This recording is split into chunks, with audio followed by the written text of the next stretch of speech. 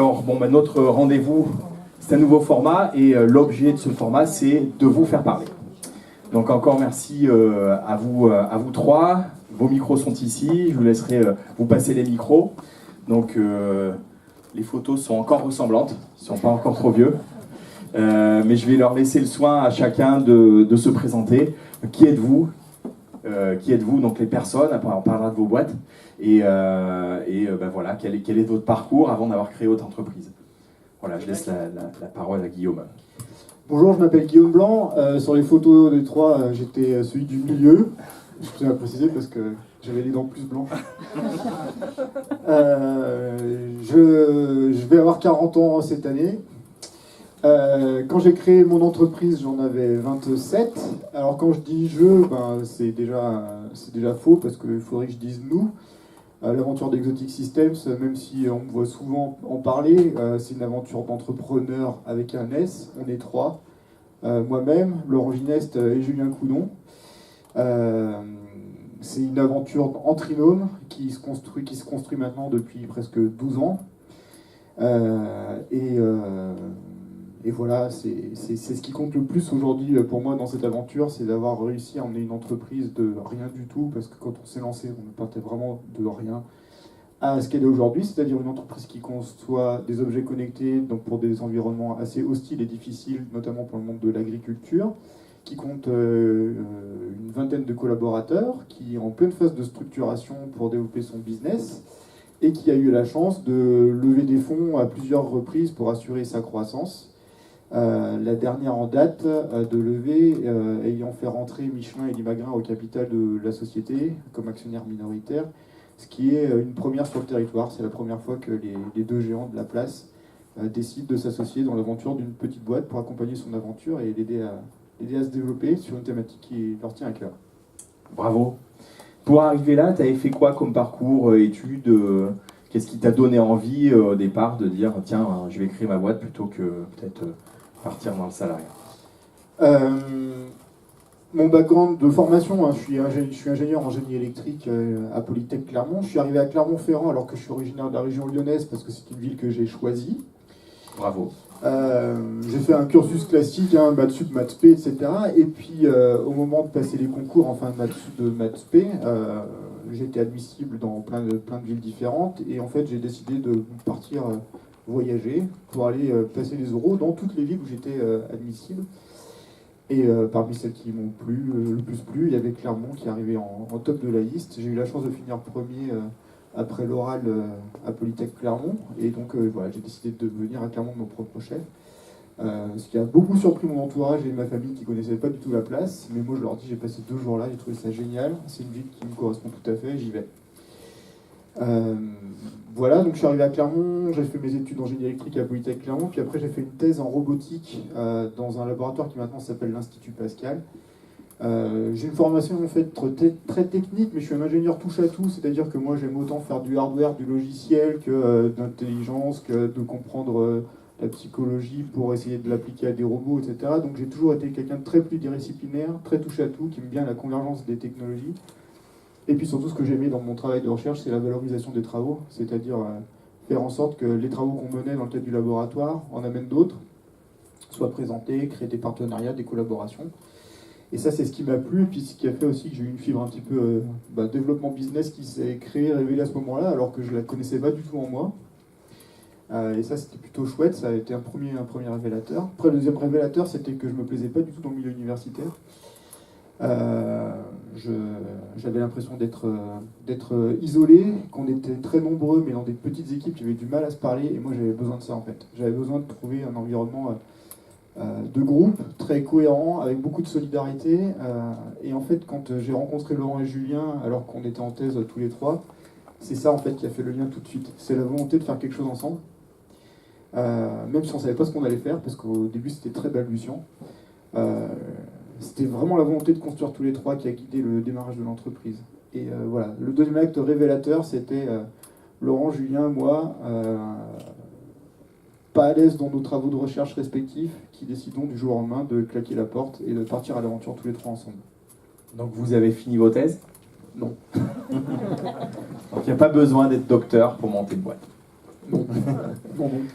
Merci. Non, mais par contre, ouais, le parcours de thèse permet vraiment d'apprendre beaucoup sur soi. Moi, j'en garde pas forcément un excellent souvenir, mais par contre, ouais, j'ai beaucoup compris au travers de mon parcours de thèse qui j'étais et pourquoi j'étais fait. J'avais pas forcément mis le mot entrepreneur encore sur ce parcours, enfin sur cette personnalité-là. Je l'ai compris que plus tard, en faisant. Mais voilà, c'est vraiment à ce moment-là que ça s'est construit. Super, merci Guillaume. On passe la parole à Pierre-Jean. Donc pareil, ton parcours, pourquoi tu as lancé Calkin? Bonjour, Pierre-Jean Mativet. Donc, voilà, j'ai créé la société Calkin en 2012. Un peu le même discours que Guillaume. Hein. Je viens représenter Calkin et l'entrepreneur à travers ça, mais je n'ai pas créé Calkin tout seul. Historiquement, c'est 6 associés, dont 3 qui ont vraiment intégré la structure. Maintenant, on n'est plus que 2. Certains d'entre eux ont fini chez Exotique, mais pour d'autres raisons. Et voilà, donc il y a Romain et Aurélien avec qui on a construit Calkin, et un peu moins sur ce parcours, parce qu'on ne se connaissait pas forcément tous quand on a créé, par contre, bizarrement. Mais voilà, c'est un parcours qui se fait à plusieurs. À titre personnel, donc si on reprend l'idée parcours, moi je suis issu de l'environnement STAPS. Donc j'ai fait une première approche sur le côté, on va dire, anthropologie motrice dans l'univers du sport et de la pédagogie, et qui entraîne souvent vers le domaine de l'enseignement. Et en fait, moi c'est le domaine de l'école que j'ai pas aimé. Et effectivement qui est un peu dans la même idée, c'est pas là où vous allez innover, c'est pas là où d'un seul coup vous allez faire des choses qui sortent du cadre. Et donc ça m'a vite permis d'aller voir ailleurs et d'intégrer justement des filières, ce qu'il en existe en STAPS, d'entrepreneuriat. Donc en fait j'ai très tôt commencé dans mes études justement sur des filières en entrepreneuriat et sport. Et à l'inverse, moi je suis auvergnat, mais je suis parti à Bayonne du coup pour, pour les études, mais je suis revenu effectivement pour le cadre qu'offrait la région à ce niveau-là. Donc tu as rencontré tes associés pendant ton cursus entrepreneuriat? Pas tout à fait. Alors certains oui. Romain en l'occurrence c'était une personne que je connaissais déjà avant mon cursus entrepreneurial. Et Aurélien par contre, c'est Guillaume qui nous a mis en contact, un peu dans cette logique où il y a d'autres gens qui ont envie de créer et qui peuvent apporter des ressources aux entreprises. Et donc là l'idée c'était de dire si on a tous envie de rentrer dans ce processus de création d'entreprise, il n'y a pas de raison, c'est pas forcément nécessaire de se connaître depuis plus de 10 ans, au contraire. Et là c'était vraiment cette idée à un moment donné où moi j'avais beaucoup avancé sur le projet, et voilà, donc il n'y avait aucun problème pour que d'autres personnes interviennent, au contraire, et qu'on y aille à plusieurs. Là-dessus on reste, c'est toujours plus intéressant dans ce cadre-là. Donc voilà, je suis parti donc sur Bayonne avec mes idées d'entreprise. Et je suis revenu donc les finaliser sur Clermont avec l'écosystème qu'on pouvait déjà avoir à l'époque sur tout ce qui est accompagnement et création d'entreprise. Donc je suis dans le digital numérique, mais moi, pas de formation d'ingénieur directement dedans, donc on peut aussi aller dans cet univers-là si on est passionné. Merci, super, et on termine le tour par Steny. Bonjour, donc je m'appelle Steny Solitude. Voilà. Je m'appelle Steny Solitude. Donc je suis un ingénieur aussi. En fait, j'ai eu un parcours pas vraiment linéaire. Donc je viens de Lyon, la banlieue lyonnaise, les Maguettes en fait à côté. Et j'ai commencé à travailler. Moi, j'ai dû travailler pour terminer mes études. Donc j'ai terminé les études à l'Université technologique de Compiègne, dans une filiale un petit peu particulière qui s'appelle l'ingénierie des industries culturelles, où l'idée c'était de former des ingénieurs qui étaient des ingénieurs qui savaient manipuler les données, qui avaient des outils mathématiques, un traitement du signal, etc.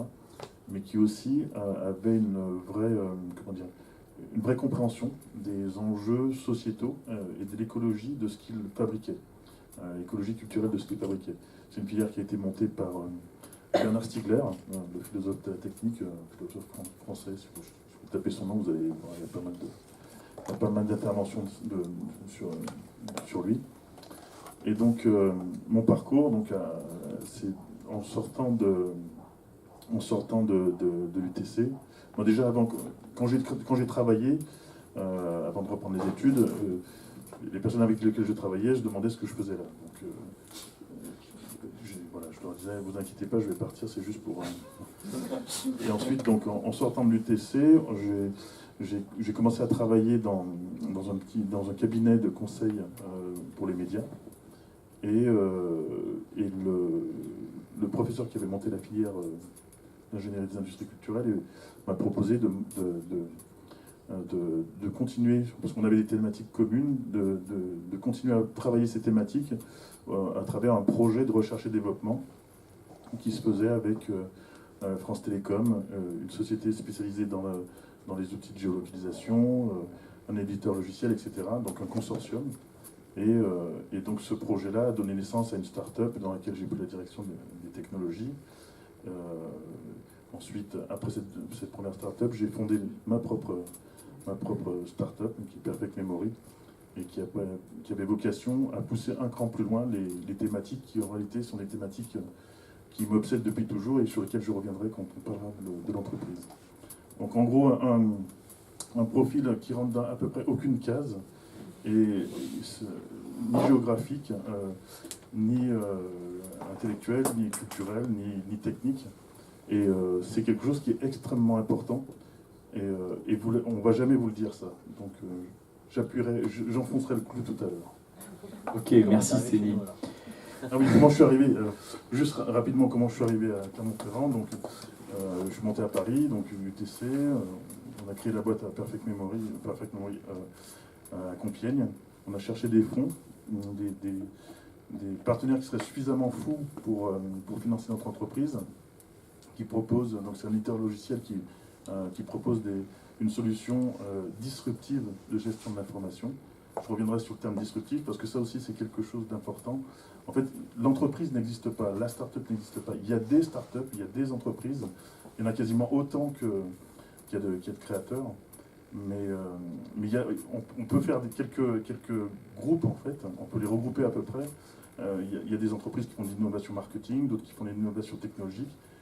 Il y en a qui font de l'innovation marketing disruptive, et puis il y en a qui font de l'innovation technologique disruptive. Et les trajectoires, les modes de financement, les équipes, les processus, tout ça change quand vous passez d'un groupe à l'autre. Il change radicalement. Donc, je vous en dirai plus tout à l'heure. Donc tu as trouvé des investisseurs qui t'ont fait venir à Clermont. Oui, Sophie Mac Partners qui ont mis les premiers tickets. Et oui, j'avais pas terminé ça. Ouais. Et donc, faut que je pense à fermer les ellipses. Et donc, oui, Sophie Mac Partners, c'est comme les fonds d'investissement aiment bien avoir les sociétés de leur portefeuille le plus proche possible d'eux pour faciliter les échanges, pour fluidifier, pour aider. On a déplacé la société du nord de Paris à Clermont-Ferrand. Ce qu'on n'a pas regretté au final. Félicitations. Bien. On est arrivé à parler des entreprises. Donc, si on reprend le tour, maintenant Guillaume, si tu peux nous parler d'Exotic Systems, que vous avez fondé donc, à Troyes, à Clermont, à Troyes. Hein. Ouais, à Troyes, Clermont, voilà. C'est ça. À Clermont, à Troyes. Donc le slide s'appelle Votre Startup. En fait, Exotic Systems, c'est déjà une entreprise qui a 12 ans, mais elle n'a jamais été autant start-up que depuis 2 ans. C'est une entreprise qui s'est construite avec la volonté des 3 fondateurs d'essayer d'inventer des produits nouveaux en accumulant des technologies avec habileté et talent, qui à l'époque, quand on a créé la boîte, ça va vous faire rigoler, mais Bluetooth c'était le tout début, les smartphones ça n'existait pas, etc. Et donc on commençait tout juste à faire circuler de la data sur les réseaux des opérateurs mobiles. Et en fait, nous, on était dans les premiers qui s'intéressaient à intégrer ce genre de technologie dans des objets petits, qui puissent fonctionner sur batterie, qui sont capables de renvoyer de la donnée qui proviennent de capteurs sur des serveurs à distance, etc. Et ça, c'était une compétence qui était assez recherchée, notamment pour développer des applications. Les premières qui y arrivaient étaient dans le monde du marketing, du merchandising, beaucoup, et on s'est fait happer par ça. Pendant 18 mois, on a mis tout l'argent qu'on avait réussi à lever à l'amorçage dans le développement d'une solution pour le monde du marketing et du merchandising, avec pour objectif de construire une balise qui permettait de tracer le parcours des téléphones portables qu'on voyait dans les grands magasins pour remonter l'information statistique aux enseignes de grande distribution. C'est un produit où on est allé quasiment jusqu'au bout. On a fait un super proto, on a été mis à l'essai par le groupe Auchan au bout d'1 an de développement pendant 6 mois. Et pendant 6 mois, en fait, on était confronté à deux concurrents. Et tous les 2 mois, ils en viraient un pour garder le dernier. On était les derniers à rester, sauf qu'ils ont décidé de ne pas acheter. Ils ont décidé de ne pas acheter pour 2 raisons. Première raison, pleine crise financière de 2008-2009, avec une structuration forte des budgets et donc toutes ces choses qui étaient pour eux du superflu par rapport aux régalien de leur activité a été mis de côté. Première raison. Deuxième raison, apparition de l'iPhone qui sort sur le marché en pleine période de test pour nous et qu'on n'avait pas vu venir. Et surtout, on n'avait pas vu venir que l'iPhone allait avoir une politique de transfert de données sur le Bluetooth complètement verrouillée qui faisait en sorte que notre application ne fonctionnait pas. Et en fait, tous les décideurs de ces grands groupes achetaient tous un iPhone et donc nos démos ne marchaient pas sur les iPhones des décideurs. Et donc on est passé pour des glands. Et donc, deuxième raison, pour pas être acheté. Donc on a fait un super produit, mais qui au final s'est pas vendu. Après cette aventure-là, j'avais plus de thunes, donc il a fallu trouver une solution pour rebondir. En fait, tout ce qu'on avait accumulé comme savoir-faire, comme techno, etc., on a décidé de le commercialiser sous une forme de prestation de service. On a dit, voilà, ça nous, on a réussi à le faire. On n'est pas beaucoup à savoir le faire. Qui ça intéresse ? Par chance, j'avais lancé 2-3 hameçons pendant cette période de test qui nous ont permis vite de faire de la prestation de service pour valoriser ce savoir-faire. C'est des entreprises de Clermont qui nous ont happé les premiers pour acheter notre compétence. Et donc en fait, l'entreprise s'est engagée dans un mode de développement plutôt comme une société de prestation de service en ingénierie traditionnelle. On a commencé par faire de la régie, Laurent, Julien et moi, pour renflouer les caisses et puis continuer à vivre un peu. Et puis quand ça a commencé à bien marcher pour nous et qu'on avait un peu d'argent de côté, on s'est dit non mais on veut grandir, on veut refaire du produit. Donc déjà au lieu d'être en régie, on a fait de la prestation forfaitaire en sous-traitance mais en étant en back-office chez nous. Et puis là il y a Michelin qui a commencé à rentrer dans notre histoire en nous confiant des petites prestations de service dans un premier temps. Notre première commande pour Michelin c'était 2 000 €, je m'en souviendrai toute ma vie. Et 2 000 €, ça s'est vite transformé en plusieurs dizaines de milliers d'euros au fil des ans. Et maintenant, on peut même parler en centaines de milliers d'euros avec Michelin, où on les a accompagnés de la preuve de faisabilité sur certaines technologies pour savoir si ça valait plus le coup pour eux qu'ils les intègrent dans leurs propres solutions, à du développement de produits complètement industrialisés pour lesquels maintenant on gère même la sous-traitance industrielle. Donc on est capable maintenant de transformer une idée d'objet connecté en un produit qui sort sur une chaîne de fabrication par plusieurs dizaines de milliers de pièces et on maîtrise cette chaîne de valeur dans sa globalité, ce qui fait que l'entreprise s'est construite comme ça en accumulant toutes les compétences qui permettent d'adresser ce champ d'activité. Donc pour revenir sur ce que disait Steny, en fait quand on est comme ça, on est des apporteurs d'idées et d'innovation à des clients, mais en soi on n'est pas disruptif.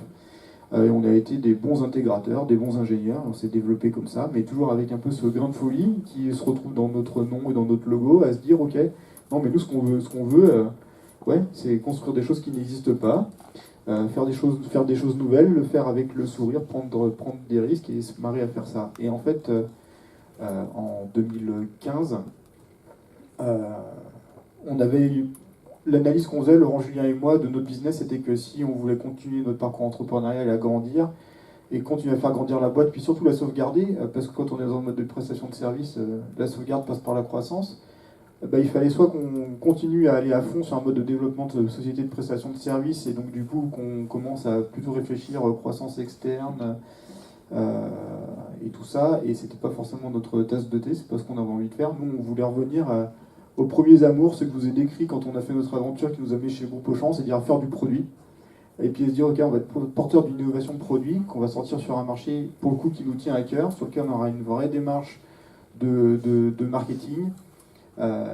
C'est comme ça que, finalement, au lieu de continuer la droite ligne de la société de prestation de services, on a décidé de prendre un peu de recul, et puis de dire, ok, vu les compétences accumulées par quasiment 10 ans d'activité dans la boîte, quel est le secteur d'activité qui répond le mieux?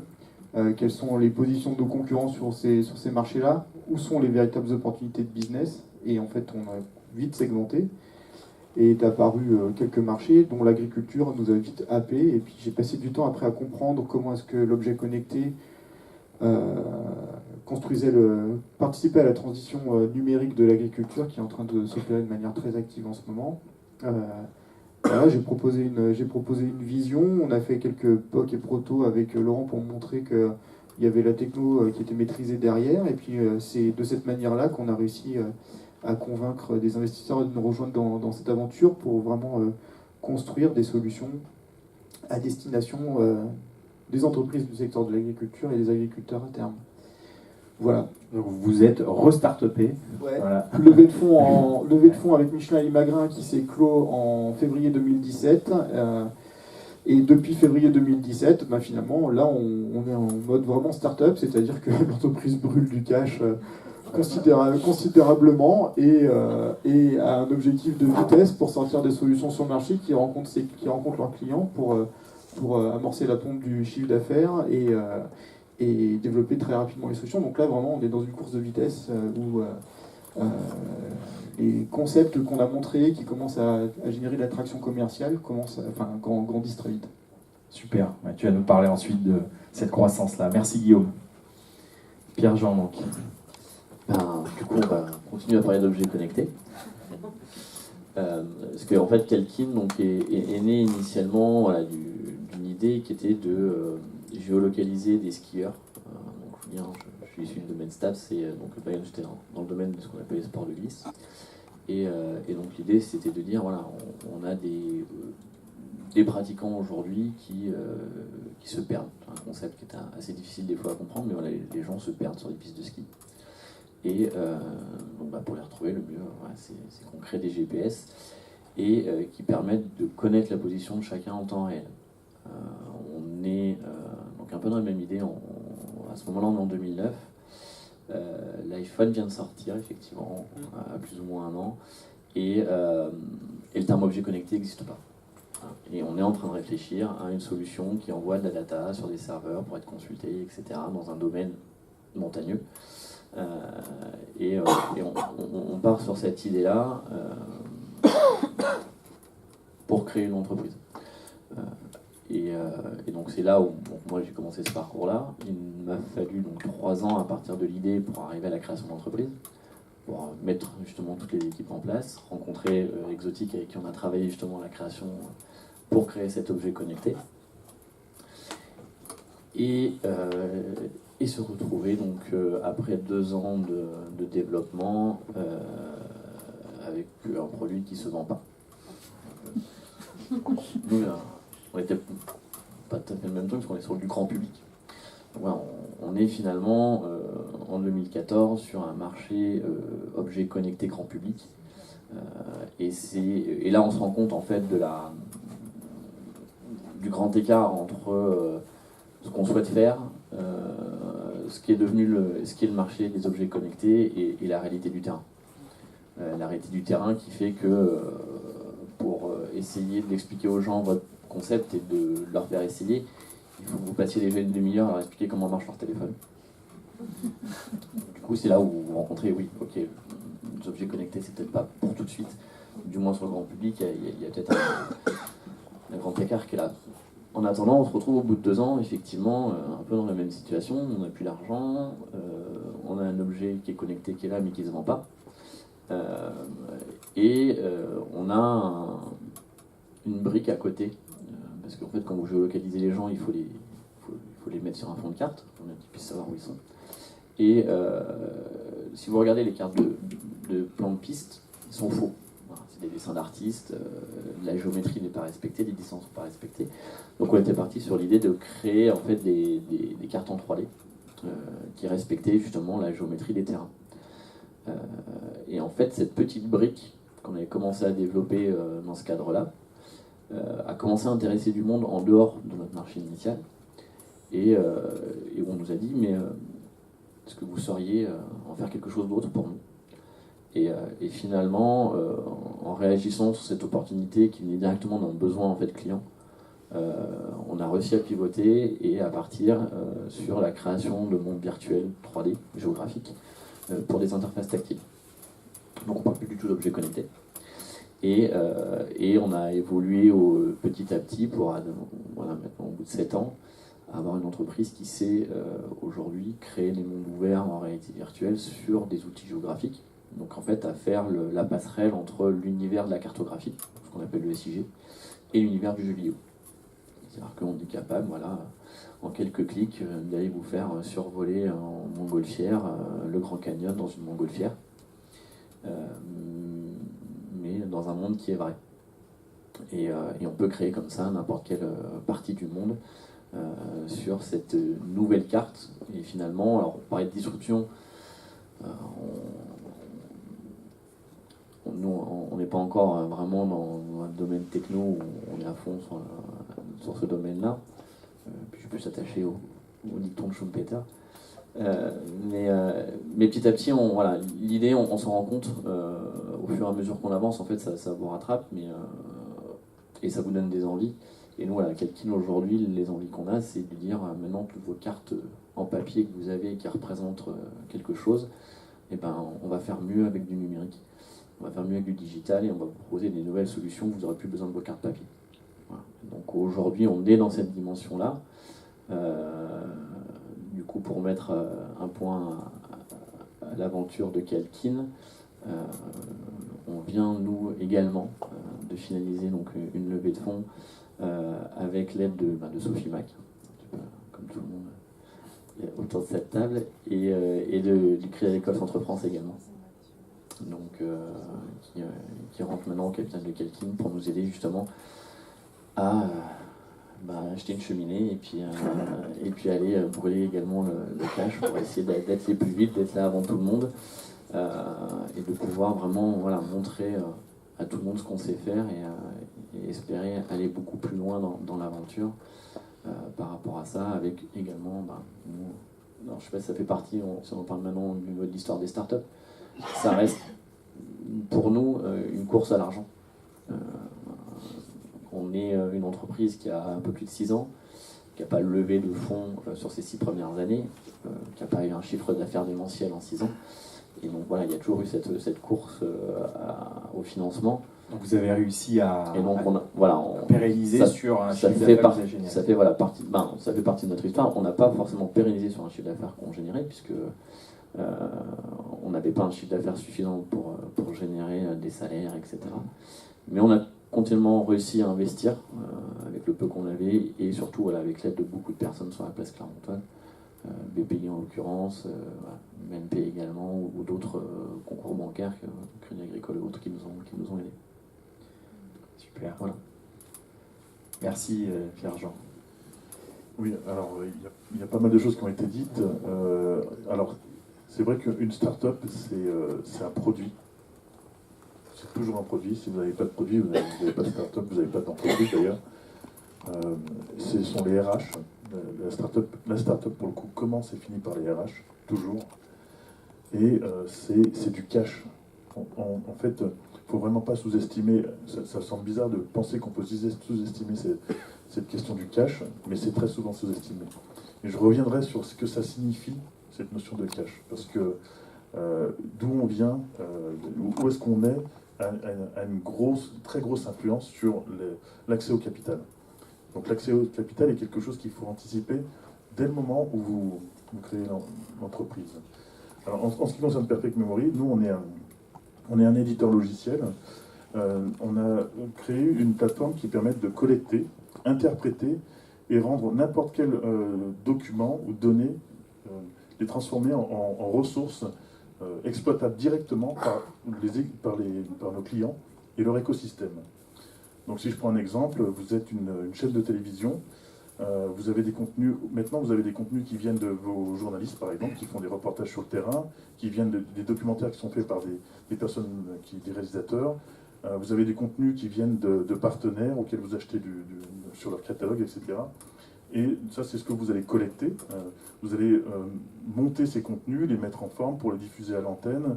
Donc, par exemple, l'interview de Mona Poulvord devant le Mannequin Peace, ce contenu va se retrouver dans vos bases de données.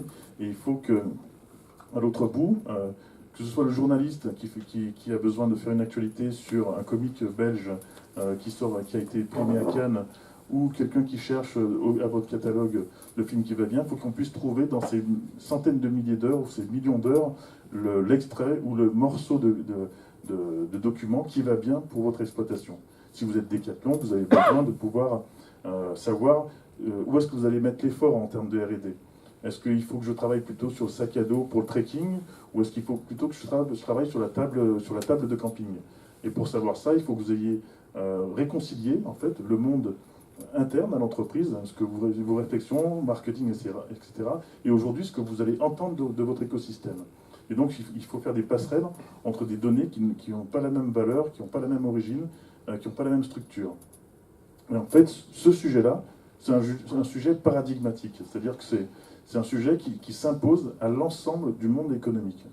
Maintenant, tous les acteurs économiques sont sur les réseaux IP, sont sur Internet, et pour fonctionner de manière optimale, ils doivent être capables de collecter de l'information qu'ils ont produite eux-mêmes dans plein de sources de données, mais qui viennent peut-être de l'extérieur. Et ils doivent faire sienne toute cette donnée pour prendre les meilleures décisions possibles et pour exposer le mieux possible leurs produits. Donc nous c'est ce qu'on fait. On collecter, interpréter ces données et les rendre disponibles par des gens qui sont ni des ingénieurs ni des spécialistes, par monsieur tout le monde dans l'entreprise ou à l'extérieur. Donc c'est une gageure du point de vue technique, parce qu'il faut faire en sorte que la machine fasse du raffinage, comme on raffine du pétrole. On prend le pétrole, voilà, c'est une espèce de boue, et puis on en fait des gobelets, ou on en fait de l'essence, en fonction du processus de traitement. Et pour les données, c'est exactement la même chose. En fonction de la manière dont vous allez traiter les données, ça va servir pour monitorer votre exploitation, ça va servir pour exposer les meilleurs produits auprès de vos clients. Donc ça, c'est ce qu'on fait.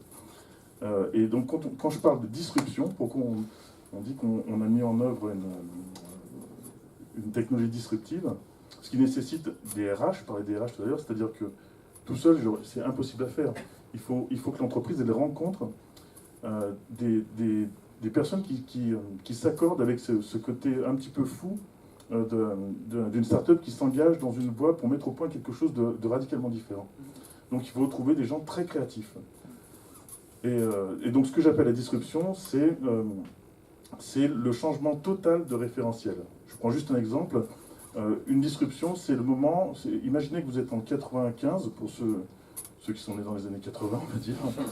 Donc en 1995, vous êtes une start-up et vous allez voir un investisseur et vous lui dites « Je suis en train de mettre au point une technologie pour regarder la télévision par le téléphone. » Souvenez-vous, en 1995, Internet, le terme n'est pas connu. On ne sait pas ce que c'est qu'Internet, on ne sait pas ce que c'est, le réseau, etc. Donc tous ces mots-là n'existent pas. Et donc vous devez expliquer à des clients, ou à des financiers, ou à des banquiers, que vous êtes en train de faire quelque chose dont le vocabulaire des descriptions n'existe même pas. C'est ça la description en fait. Donc vous voyez les problèmes qui se posent, vous savez que demain tout le monde va être connecté, et qu'effectivement le téléphone il va accueillir non seulement la voix mais aussi la donnée, et dans cette donnée, l'image c'est de la donnée comme notre donnée, etc. Donc c'est ça que vous travaillez là-dessus, et vous avez à peu près 4 ou 5 ans d'avance sur simplement le mot qui va désigner ce que c'est.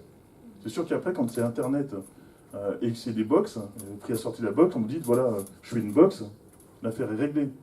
Votre interlocuteur ne sait pas plus ce que c'est, mais il y a un terme marketing, il y a une accroche pour dire j'ai pas besoin de savoir ce que c'est, je sais ce que ça fait.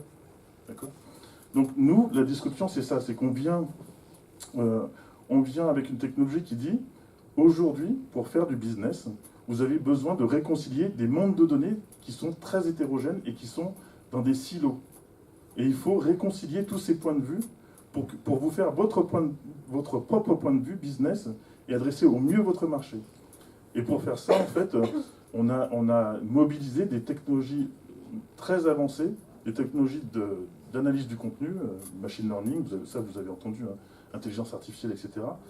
Et des technologies d'expertise de l'information, de type traitement sémantique de l'information. Donc, en fait, on a mobilisé beaucoup de technologies pour que, en bout de chaîne, l'utilisateur, ce soit très simple pour lui de consommer et d'accéder à des informations qui sont dans des millions et des millions des catalogues de millions de contenus. Donc voilà, c'est ça la discussion. Ok, merci. Vous avez mis combien de temps à mettre au point un outil qui fonctionne? Alors, ça c'est important. Le cycle, on a entendu 2 cycles différents. Alors, il y avait les mêmes conséquences, mais les cycles ne sont pas tout à fait les mêmes. Quand vous êtes dans un projet à ce point novateur, en fait, vous avez un premier temps qui est, vous allez voir les premiers clients, vous leur expliquez, vous analysez leurs besoins, vous leur expliquez ce que c'est, et ils ne vous comprennent pas. Donc, ils n'achètent pas. Et en plus, vous n'avez pas encore produit, puisque vous venez de démarrer. Donc, vous êtes dans l'abstraction pure. Vous dites, oui, mais votre problème, c'est de réconcilier les données, et en plus, comme vous êtes un ingénieur, c'est un petit peu technique, votre discours, puisqu'il n'y a pas de vocabulaire marketing dessus. Phase 1. Phase 2, le sujet est connu. Donc, dans le cas de Perfect Memory, la phase 1, c'était avant que le terme cloud n'existe. Figurez-vous, quand on a créé, le cloud, ça n'existe pas, ce mot n'existait pas. Et on expliquait que les données, elles étaient un petit peu partout, sur des serveurs, donc les gars disaient, je comprends rien. Voilà, ok. Phase 2, il y a le cloud. Donc les gens commencent à se dire, ah oui, c'est beaucoup plus simple si, au lieu de se prendre la tête avec des machines qui sont un petit peu partout, on déporte les traitements et on récupère les résultats de machines qui ont fait les traitements ailleurs. Donc vous allez voir les clients, vous avez adapté votre discours avec le consensus marketing qui s'est fait entre-temps. Et ce qui va toujours se passer, c'est que le client va dire, ah c'est super, mais c'est très bien, effectivement, j'ai compris. Mon éditeur, là, Kalkin, ça fait 30 ans que je bosse avec lui, il m'a dit qu'il savait faire ce que vous faites. Donc vous êtes dans la phase, ce que j'appelle Canada Drive, pour ceux qui sont très vieux.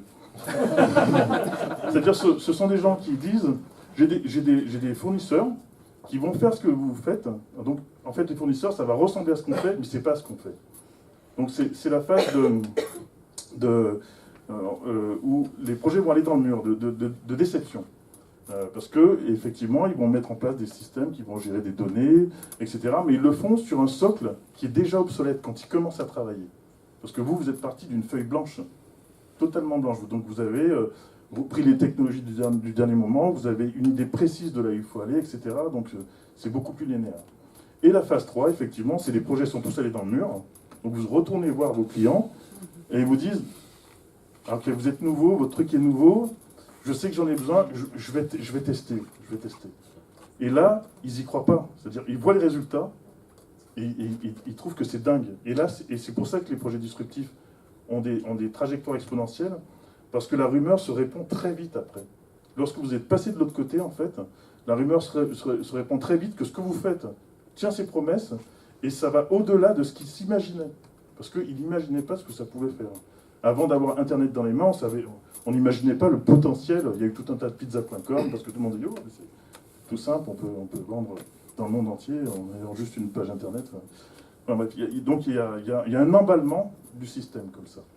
Et donc, dans le cas des projets comme le nôtre, il y a bien ces 3 cycles. Ce cycle d'évangélisation, vous allez sur le marché, vous essayez de trouver le point d'accroche par lequel vous allez pouvoir faire passer votre message.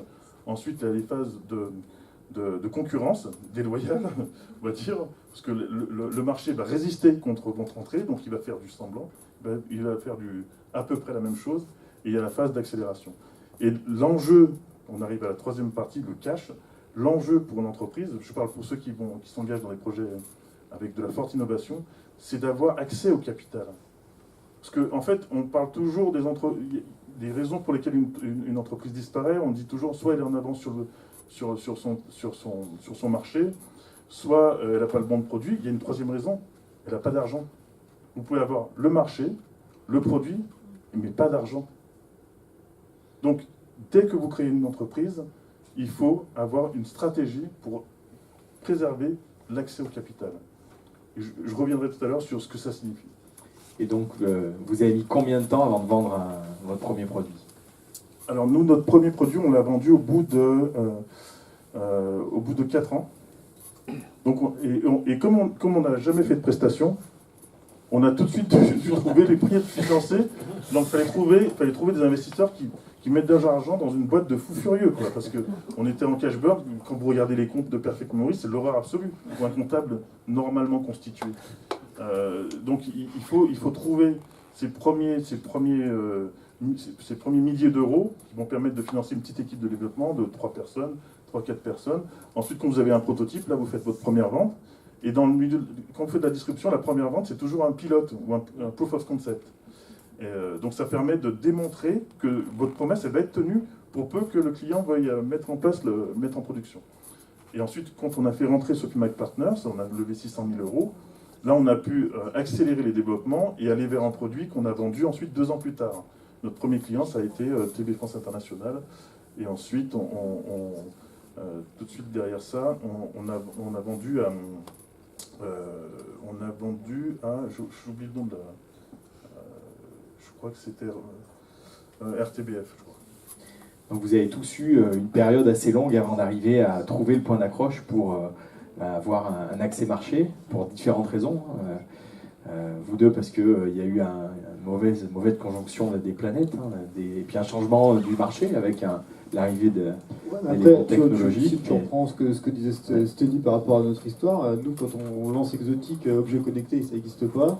Tout le monde essaie de mettre un mot dessus, on appelle ça machine to machine, enfin bon, c'est incompréhensible. Moi, mes parents, ils ont mis 10 ans à comprendre ce que faisait ma boîte. Et puis, quand tu regardes après les histoires de points d'accroche, c'est bien effectivement la concentration autour du produit. Et enfin, nous, on est en plein dans cette phase où, en fait, on est en train d'arriver à pousser les pilotes de notre nouveau concept d'objet connecté pour le monde de l'agriculture auprès de clients qui sont allés dans le mur à faire des choses qu'on nous on dénonçait mais qui ne comprenaient pas avant qu'ils les fassent par eux-mêmes et qu'ils se soient rendus compte que ça ne marchait pas. Donc voilà, nous on en est à ce stade-là. Donc cette période d'évangélisation et de laisser faire un peu l'environnement pour montrer que... Elle est super lourde, elle coûte beaucoup d'argent. Et du coup, pour l'anecdote aussi, Lithiating qui reprend un peu les deux exemples, c'est que on a eu le même problème avec les objets connectés. Nous, même dans nos statuts, en fait, on avait, si on prenait les statuts initiaux de Calkin, c'était objet intercommunicant, réseau, etc. Il y avait 2 lignes pour dire objet connecté, parce que le terme n'existait pas. Et donc là, que je disais, on va vers des gens qui ne comprennent pas, mais le jour où on a déposé nos statuts, en fait, on nous a mis à la Chambre de l'agriculture. Il a fallu modifier les statuts pour retourner dans notre côté en disant mais non c'était pas l'artisanat ou bref c'est pas du tout le truc qu'on devait être. Notre numéro de SIRET, c'était la même chose. On a été dans des trucs assez extravagants justement suite à ça, parce que même voilà au niveau administratif, fiscal et ainsi de suite, on n'était pas, je vais pas dire qu'on était un ovni, mais c'était pas ça quoi. Voilà.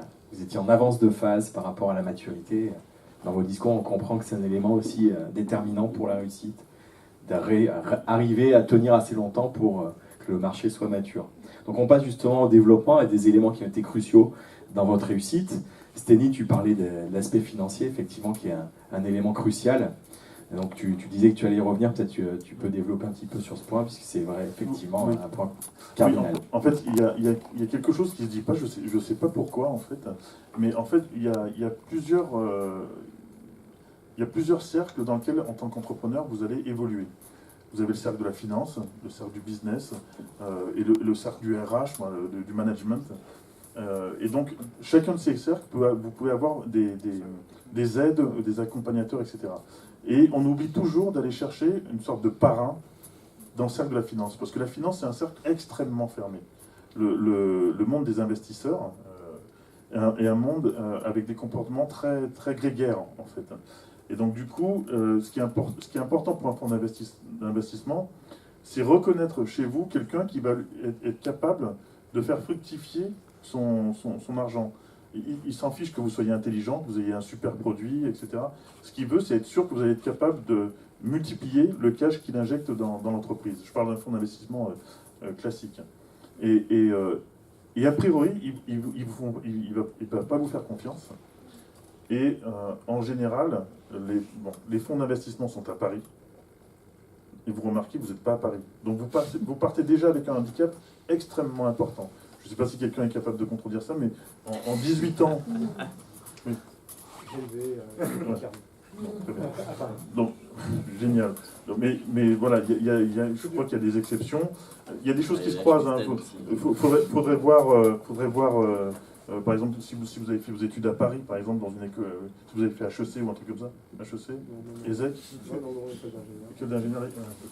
Donc, pour regarder ça, vous faites un petit tour sur Crunchbase.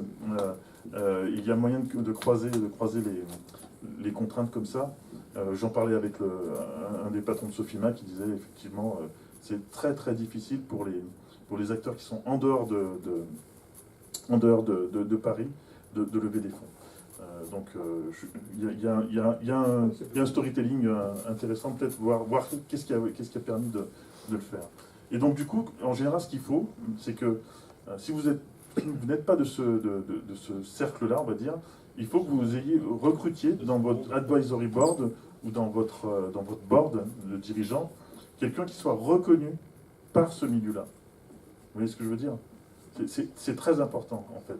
Si vous arrivez à engager et à embarquer avec vous quelqu'un qui est compatible avec des acteurs de la finance, vous allez pouvoir ouvrir la porte vers l'accès au capital. Mais à condition que vous ayez un bon produit, une bonne équipe et une stratégie business. Mais si vous avez un bon produit, une bonne équipe, une stratégie business, ce n'est pas suffisant pour lever des fonds. Il faut le savoir, ça. Il faut en plus que le fonds soit capable de reconnaître en vous ou en votre équipe au moins une personne qui va être compatible avec son prisme de regard, sa grille d'analyse. C'est très très important et on ne le dit jamais quand on démarre une entreprise. Alors que c'est capital parce que vous pouvez vous retrouver à sec alors que vous avez fait tout le boulot, tout le job. Okay. Et donc dans ton cas? Alors, dans mon cas, en fait, nous, on a renoncé, on ne lèvera jamais des fonds auprès des fonds d'investissement parisiens, parce qu'on n'a pas ce parrainage, en fait. Et donc, du coup, nous, là où on est, on est en train, en ce moment même, de travailler à un adossement auprès d'un gros acteur qui a des moyens importants et qui voit dans Perfect Memory des possibilités d'accélération forte de leur business et d'extension de leur business. Donc eux, ils sont déjà un acteur dans l'industrie dans laquelle vous travaillez? Ils ne sont même pas dans l'industrie, mais c'est quelque chose de complémentaire. Et acquérir Perfect Memory leur permet d'élargir leur portefeuille d'offres. Ok. Mais quand même, tu disais que vous avez levé des fonds en arrivant à Clermont. Enfin, oui, c'est la raison pour laquelle vous êtes venu ici. Donc, tu as réussi à lever des fonds en province en n'étant pas d'ici. Exactement. Donc ça c'est disruptif. Et on a levé beaucoup. En tout, on a levé 1 million, quasiment 1,2 million d'euros dans la région. Donc c'est la phase 1. Ça couvre la phase d'amorçage et de seeds. Je ne sais pas si vous êtes familier avec ces termes-là. Peut-être tu peux le décrire un peu, ouais, parce que c'est... Alors, dans le développement de l'entreprise, quand vous avez la petite idée, il faut creuser un petit peu, vous avez besoin d'argent, parce que vous pouvez... Ah oui, très important, quand vous créez une entreprise, il ne faut pas imaginer que vous avez le temps de faire autre chose. En tout cas, moi, je ne connais pas d'entrepreneur qui est une entreprise sérieuse et qui font d'autres trucs en même temps. Je ne connais pas. Ou alors, ils délèguent à moi, c'est les autres qui bossent pour eux. Mais moi, ça, c'est pas mon cas. Donc, ou alors, ils sont super bons. La première phase, c'est ce qu'on appelle seeds, où on sème les graines. C'est vraiment l'amorçage, où il y a besoin de quelques dizaines de milliers d'euros pour démarrer. Ensuite, il y a la phase d'amorçage avancé, où là, vous allez pouvoir lever plusieurs centaines de milliers d'euros. Ça permet de faire le prototype. Ensuite, vous avez ce qu'on appelle la série A. Donc, vous avez un produit, vous avez montré que vous pouviez le vendre, et vous allez avoir besoin de plusieurs millions d'euros pour le développer. On va dire entre 1 et 6 millions d'euros, on va dire. Donc ça, c'est la série A, et ça va permettre de faire la preuve de marché. C'est-à-dire, ce que vous avez commencé à vendre à quelques boîtes, à quelques sociétés, vous allez pouvoir le systématiser, structurer votre équipe, avoir une équipe commerciale, parce que pendant toute cette phase-là, les commerciaux, ce sont des gens, en France, on est le paradis de la R&D, parce qu'on est vraiment très aidé sur le développement des produits, avec le crédit d'impôt, etc. Mais un commercial, ça coûte cher. Et un bon commercial, il est vénal, donc il ne bosse pas gratuitement. Donc la prise de risque, elle est max. C'est-à-dire, avant de vous rendiez compte qu'il est bon ou mauvais, il y a un an qui s'est passé, et un bon commercial, ça peut être entre Moi, dans mon domaine, c'est 10 000 euros par mois. Donc, ça veut dire que vous allez cramer 200 000 euros. Donc, si vous n'avez pas 200 000 euros en caisse pour travailler comme commercial, c'est mort. C'est pour ça qu'en général, ils rentrent après la série A. Ensuite, donc série A, ça vous permet de faire les premiers, de multiplier, d'avoir un chiffre d'affaires qui dépasse le million d'euros, qui est plusieurs millions d'euros. Et après, là, vous faites une série B où il s'agit d'attaquer l'Europe, etc. Et bon, après, c'est le changement de braquet. À partir après la série B, qui représente des levées de fonds de 15 millions à 25 millions d'euros, on va dire, là, vous êtes sur des trajectoires très fortes où vous commencez à envisager soit la cession, soit l'entrée en bourse. Ok, donc l'aspect financier était pour vous aussi important avec des parcours différents. Vous, Guillaume, tu nous expliquais que vous êtes retourné au charbon pour aller faire du consulting et du à façon afin d'avoir assez d'argent vous-même pour pouvoir repartir dans cette aventure start-up. Et puis vous avez fait des levées de fonds avant de faire rentrer donc Michelin Limagrain Capital. Vous avez fait quoi en termes de levée? La première levée que j'ai faite, c'est la levée d'amorçage, comme le disait Steny, où on a besoin des quelques dizaines de milliers d'euros pour faire le fameux produit qui ne se vend pas. Et là, pour le coup, il y a une partie de notre aventure qui est très marquée par la place de Clermont à ce moment-là. C'est-à-dire que quand on cherche les premiers milliers d'euros pour planter Exotic Systems, le projet n'est pas du tout mature, mais on a une bonne équipe. Et on a des gens sur la place qui nous font confiance, mais qui font confiance en nos bonnes têtes d'entrepreneurs, avec 3 gars qui sont bien complémentaires, qui sont soudés, et puis qui, en termes de compétences et d'aptitudes personnelles, sont hyper complémentaires. Et en fait, voilà, il y a des gens ici à Clermont-Ferrand qui savent faire confiance aux gens pour leur filer les quelques premiers milliers d'euros qui permettent ensuite de faire des effets de levier pour essayer d'aller chercher beaucoup plus et de convaincre de plus en plus pour finalement avoir suffisamment d'argent pour pouvoir commencer son aventure. Et ça, moi, je l'ai vécu. Et la première personne que j'ai envie de mentionner, et je lui dirai jamais assez merci, c'est Daniel Farge de la plateforme d'initiative locale Clermont Aglo Initiative, qui est la première personne à avoir dit, bah toi, 3 000 euros sur toi. 3 000 euros sur toi, 3 000 euros sur toi. C'est rien. Finalement, quand on parle des millions d'euros de série B, etc., nous, on a démarré parce que Daniel Farge, dans son bureau, nous a reçus et un jour nous a dit, OK, sur le trinôme, là, je mets 10 000. Et en fait, ces 10 000-là, en un an, ils se sont transformés en 180 000 euros. J'ai fait le compte il n'y a pas très longtemps, justement pour les 10 ans de la plateforme Clermont Aglo Initiative, où j'ai été invité. On a levé 180 000 euros pour financer les 18 premiers mois d'activité. Donc, bon, à 3 pour vivre sur 180 000 euros, c'est pas. Vous vous rendez compte un peu des sacrifices qu'on fait à titre perso, mais c'est normal, c'est le moment de l'aventure. Et puis nous, on avait 25 ans quand on a fait ça. Donc, manger des pâtes. On vivait dans 9 mètres carrés et on mangeait des pâtes, effectivement. Donc, bon, voilà, c'est un contexte de vie qui permet aussi de le faire à ce moment-là. Mais en tout cas, voilà, Daniel Farge nous file 10 000 euros. Après, Alain Brasseur à T2I+, vient abonder. Bernard Vessade nous accompagne pour structurer notre marketing. Bonjour Bernard. Et se poser les bonnes questions pour pouvoir lancer notre business. Donc tout ça, c'est du financement des aides publiques qui permettent de financer des oui, innovations. C'est des aides publiques, mais c'est pas de la subvention, c'est du prêt d'honneur qu'on vous fait. Donc quand on dit prêt d'honneur, il y a bien la notion d'honneur derrière. Et c'est vachement important à comprendre parce que c'est la confiance que met le territoire en vous, à vous filer l'argent public pour que vous puissiez développer une entreprise qui normalement doit s'implanter ici pour pouvoir faire du développement d'emploi et générer de l'activité économique. Il y a des enjeux importants pour le territoire là-dessus. Et ces prêts, vous les remboursez? Et ces prêts, on les rembourse. Moi, j'ai fini de rembourser les prêts d'AT2I+, il y a 2 ans et demi. Voilà. Ça c'est fait et il y en a d'autres en cours. Oui, après.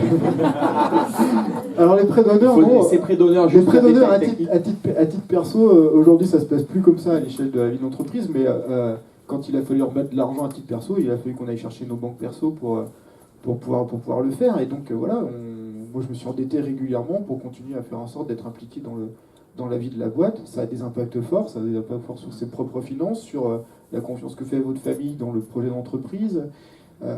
C'est pas anodin et c'est très marquant dans un parcours de vie professionnelle. Oui, donc Tu les rembourses au bout de combien de temps? Ces prêts, ils sont... Les plus sympas, on les rembourse avec un différé de remboursement de 18 mois.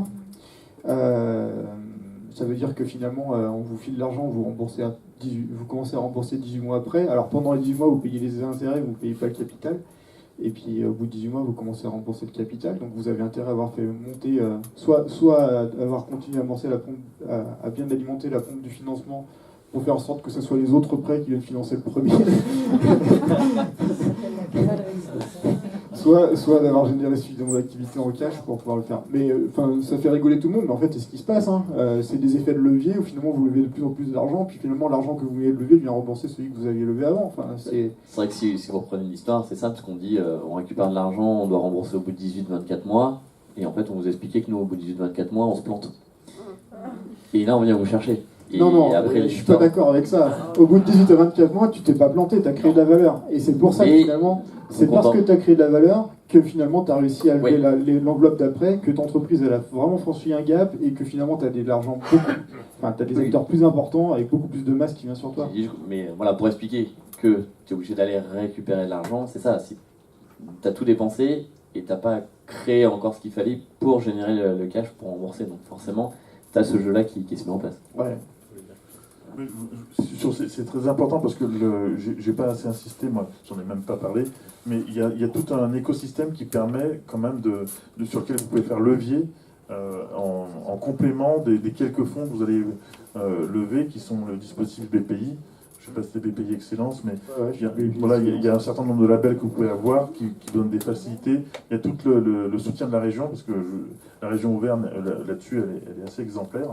Donc ce sont des leviers importants lorsque vous êtes dans des phases comme ça, vous êtes en train de caler la technologie, le marketing, le business, l'organisation des équipes. C'est vraiment chaud, quoi. Donc effectivement, après BPI, acteur clé, surtout sur le financement de l'innovation, nous, en 12 ans, on a vu le financement public au travers de BPI vraiment se structurer et prendre une tournure en France complètement inattendue. Et je pense que tout le monde doit nous envier parce que il y a 15 ans de ça, l'accompagnement de l'innovation en termes de finances par les fonds publics, c'était assez difficile à lire. Il y avait de l'accompagnement pour les entreprises très technologiques, on sortait des technos très compliqués de laboratoire pour essayer de les mettre en marché. Il y avait une structure qui s'appelait Lanvar qui finançait ça. Et puis à côté de ça, il y avait la banque des PME qui essayait d'agir sur du prêt, voire des fois sur du haut de bilan. Puis après, il y a plusieurs fusions, plusieurs restructurations, et petit à petit, en fait, le financement public a commencé à comprendre que l'innovation et la disruption, elles ne venaient pas forcément de concepts technologiques qui étaient dans les laboratoires bien enfouis par les chercheurs, mais que des gens comme Calkin, des gens comme Steny, des gens comme moi, on avait aussi du potentiel à créer de l'innovation par de l'agrégation de techno, mais par des visions qui donnent la valeur sur une prise de position de marché, et du coup l'innovation n'est pas que technologique, et maintenant en France on est capable d'accompagner une innovation qui n'est pas que technologique. Ceci étant, moi je reste persuadé qu'une excellente innovation marketing, quand elle n'est pas backée par un petit verrou techno qui permet de garder l'avance et de courir devant, c'est beaucoup plus difficile à valoriser, et du coup ça mérite d'être passé au crible des investisseurs qui regardent ce genre de boîte. Pour revenir là-dessus, c'est vrai que nous, on a vraiment vécu cette bascule-là dans notre parcours même, puisque en fait, ce qui s'est passé, quand je vous dis, voilà, en 2009, on a l'idée de Calkin, et Calkin s'est créé en 2012, c'est que on a été retapé un grand nombre de fois sur cette question d'innovation. Vous voulez développer un objet communicant, voilà, à cette époque-là, on était quand même sur aussi des concepts, voilà, de réseau maillé Zigbee et autres à l'époque, et on court réellement pour dire on est projet innovant. Parce que oui, on est projet innovant, on y pensait. Après voilà, on n'était pas sorti des labos, des choses comme ça, et on a eu cette phase qui a été compliquée. On a eu la chance, je pense que dans un vrai parcours entrepreneurial, il y a une chance entrepreneuriale. Ça c'est qui se mêle à l'opportunité, mais qui en fait partie. Et en fait, si en 2012 on a pu créer, c'est parce que le FIAL est arrivé au niveau de l'Auvergne, et qui nous a permis en fait d'avoir des acteurs en dehors du spectre innovation, qui étaient des acteurs justement au niveau de la région, et qui ont été les premiers justement à avoir une ouverture d'esprit sur l'innovation qui était un peu plus importante et qui nous a permis de créer et de partir. Même chose qui nous a permis, nous, pareil sur les différents leviers, Auvergne Active, plateforme d'initiative locale, Pôle emploi, Auvergne, etc. On était monté pas loin de 200 000 pour démarrer. Et super content en s'apercevant qu'en fait il en fallait le triple. Mais voilà, il y a eu ça. Et alors création de valeur, oui. Et nous on l'a vécu 2 ans après, justement 2-3 ans après, quand on a vécu notre pivot. C'est-à-dire que finalement, on a fait quelque chose pendant 2 ans, puis on se retrouve 2 ans après à faire quelque chose de complètement différent. Et à dire, il nous faut de l'argent, déjà pour éponger ce qui vient de se passer, puis pour développer des nouvelles choses. Et là, notre bonne surprise, justement, c'est là où on a eu du répondant chez BPI. Sur une structure où on avait eu du mal à la création, 2-3 ans après, ça s'était vraiment ouvert, justement, sur cette vision, cette découverte de l'innovation, de l'univers startup et des choses comme ça. Et ça aussi, voilà, on a pu en bénéficier. Et depuis, c'est vrai que c'est plus fluide et beaucoup plus simple d'avancer dans ces financements-là. Et je pense, nous aussi, si on est amené à remercier. Tu vas m'aider ce que j'ai perdu le nom. Yannick Isoire. Yannick, forcément. Non, mais sur les financements qui étaient liés aux embauches, je crois qu'on a eu en même temps, justement. Le FIED. Non. Il y avait l'aide d'innovation sur le pays. Mais bon, ça c'est technique. Mais bon, il y en a beaucoup, mais il y a eu un moment donné, ouais, nous on avait, c'était avec la CCI justement, où on avait eu cette chance justement, qui nous avait vraiment ouvert des financements justement sur l'embauche de personnes et qui nous avait permis de prendre du risque d'embaucher. C'est dommage parce que notre plus-value se fait, ce qu'on disait, sur les équipes, et c'est le risque le plus énorme qu'on peut prendre, c'est d'embaucher quelqu'un. Parce que ça coûte excessivement cher, ça demande beaucoup d'argent et ça demande à tout tromper le moins possible. Et finalement, d'avoir toutes ces aides à l'embauche, même avec les aides, il y en a qui y vont pas, de peur de ce risque-là, mais c'est vraiment ces aides-là qui permettent de passer ce cap et de prendre le risque et d'avancer. Donc là, il y a eu une maturation de votre histoire, une maturation de l'écosystème aussi, accompagnant l'innovation avec des finances plus accessibles. Ah oui, éphémère. Et en l'occurrence, dans les facteurs de succès, on parlait de l'argent disponible qui permet d'ouvrir des portes et de mettre en place la vision. Et un point, je pense, crucial pour tous les trois, et puis pour toutes les entreprises qu'on peut voir au Bivouac, c'est construire une équipe qui permet de réaliser et de sécuriser la route. Et comme tu dis, Pierre-Jean, c'est un risque énorme, puisqu'on ne connaît pas forcément les personnes et de tous les entrepreneurs qu'on fréquente. Effectivement, tous nous remontent ce point-là, qui est le plus dur à maîtriser, puisque c'est l'humain, et que, par définition, il n'y a pas un programme clair pour tout le monde. Oui, et puis nous, je sais qu'on a été à un moment donné dans des phases où vous aviez une trésor, une visibilité à 3 mois. C'est-à-dire que vous ne savez pas si tous les 3 mois vous allez être encore là, et vous vous dites, tiens, viens travailler avec nous, je t'embauche en CDI. C'est un CDI de 3 mois. C'est c'est disruptif dans les RH. Alors, c'est un CDI de 3 mois, mais surtout c'est qu'à partir du moment où vous signez le CDI, vous n'êtes plus à 3 mais à 2. Du coup. Donc ça, voilà, vous rajoutez encore vous creusez encore un peu le sillon, mais voilà, ça fait partie surtout des risques qu'on doit prendre Pour développer. et pour gagner en valeur. On parlait de valeur tout à l'heure, c'est exactement ça. C'est quand vous avez la personne qui vous savez qui va vous amener de la valeur. C'est ça.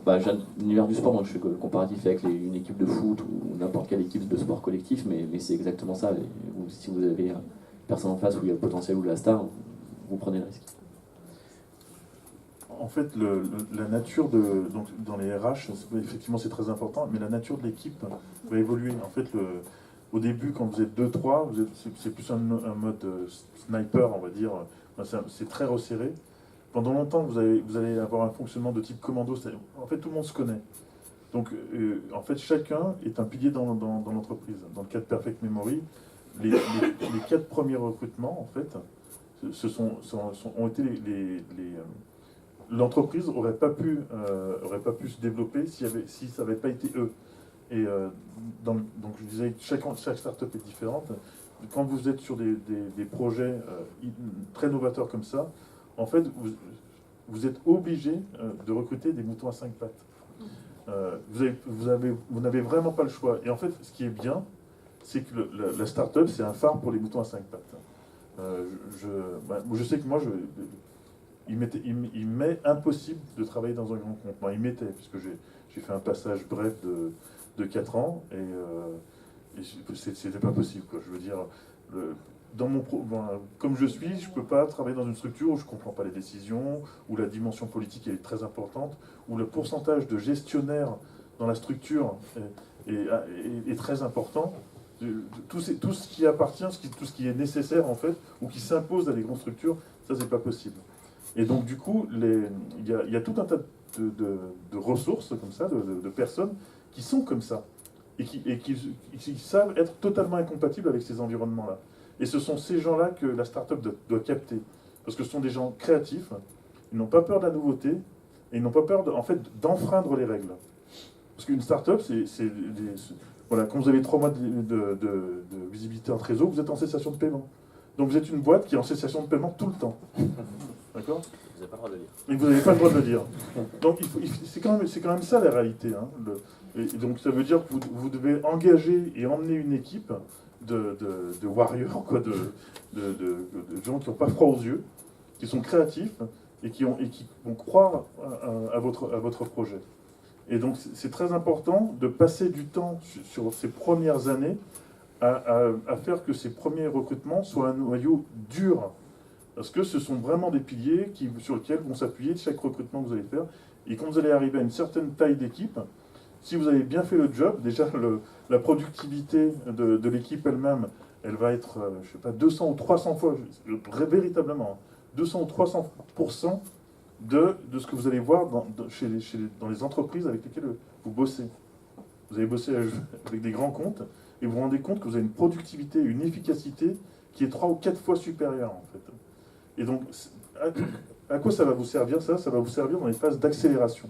Parce que le problème de la start-up, c'est un problème, je disais, ça finit par les RH, c'est lorsque vous accélérez, quand vous commencez à prendre plus de projets, vous allez tout le temps être en sous-effectif.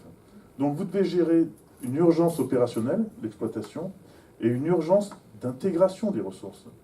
C'est-à-dire, quand vous recrutez quelqu'un, vous êtes sur un sujet qui est novateur, avec des technologies nouvelles, etc., vous devez l'intégrer. Comment vous faites pour intégrer quand l'équipe est déjà staffée à 150% sur des projets clients?